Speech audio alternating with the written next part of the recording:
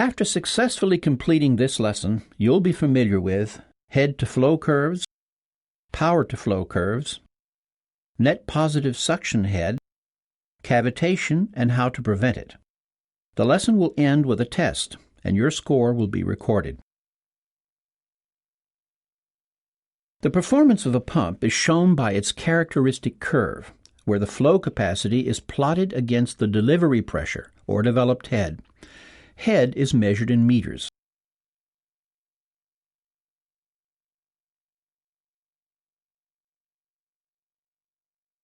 The static head is the difference between suction head and delivered head.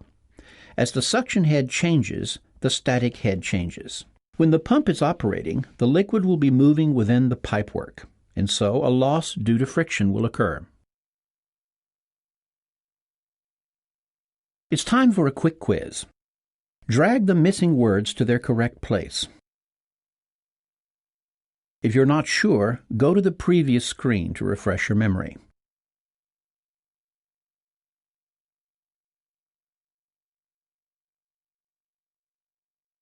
Correct.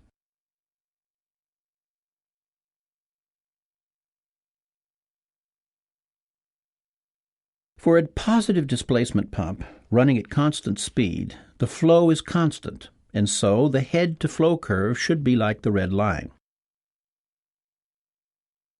However, the actual head-to-flow curve will look like the blue line. The small change is known as slip and is due to the compressibility of the fluid and leakage. This curve indicates that even small restrictions in the designed flow rate can cause very high pressures to be delivered. A centrifugal pump uses the conservation of energy principle. It changes velocity energy into pressure energy. As the differential head increases, the flow rate decreases. The performance curve looks like this.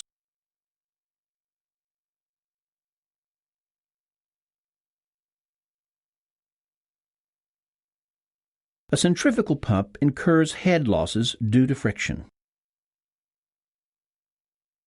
The friction is caused by the fluid changing direction when traveling through the pump and by clearances within the pump.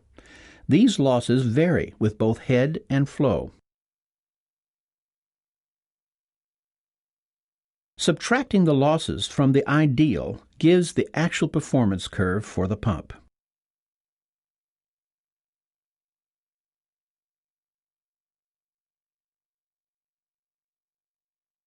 It's time for a quick quiz. Drag the missing words to their correct place.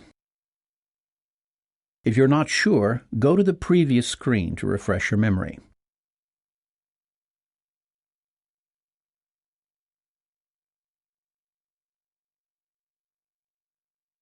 Correct.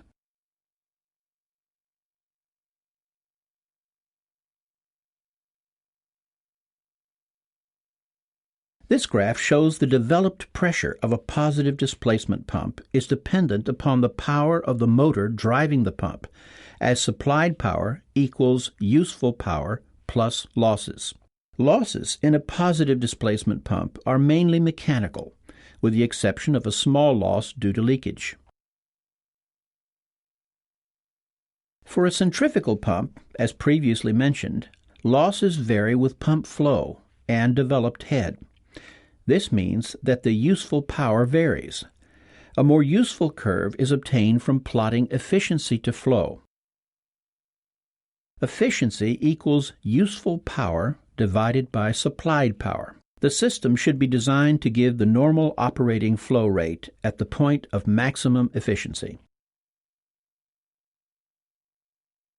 The pump section capabilities are measured by net positive suction head, or NPSH for short. Available net positive suction head, or NPSHA for short, is calculated from the atmospheric pressure, the static suction head, the friction loss in the pipe, and the liquid vapor pressure.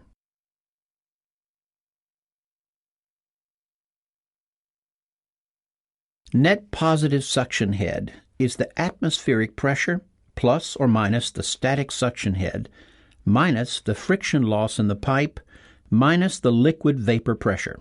The static suction head can be positive if the suction is above the pump. The friction head varies with the rate of liquid flow, so if we plot available net positive suction head to flow, we get the following curve.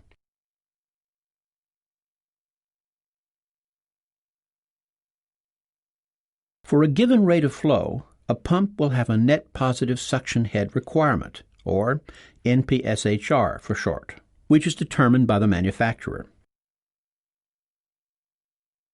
Net positive suction head requirement varies with liquid flow. These curves are an important factor when designing a system.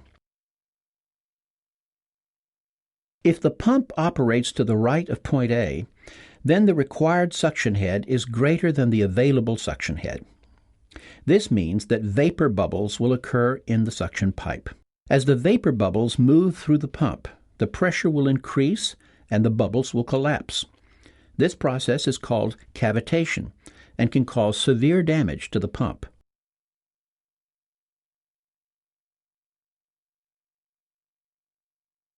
It's time for a quick quiz. On which side of point A will cavitation occur? Click on the corresponding question mark.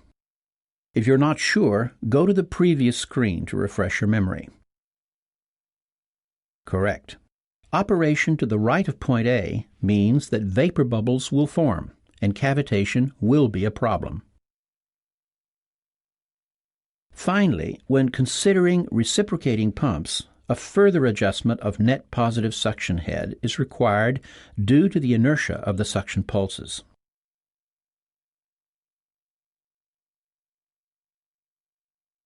In this test, you must answer some questions from the current lesson. You must take the test to complete the lesson.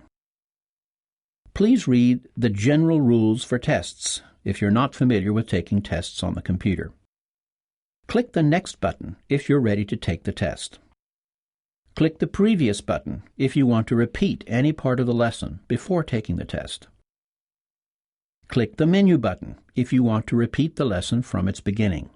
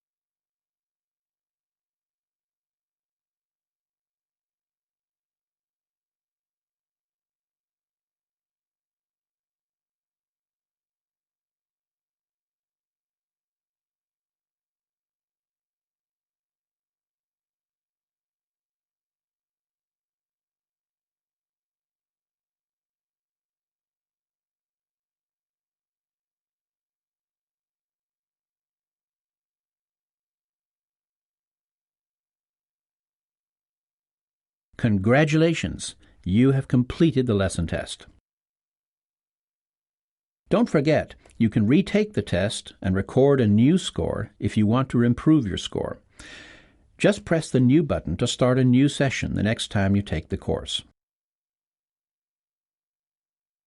Congratulations! You've completed this lesson. If you want to repeat any part of the lesson, click on the Previous button.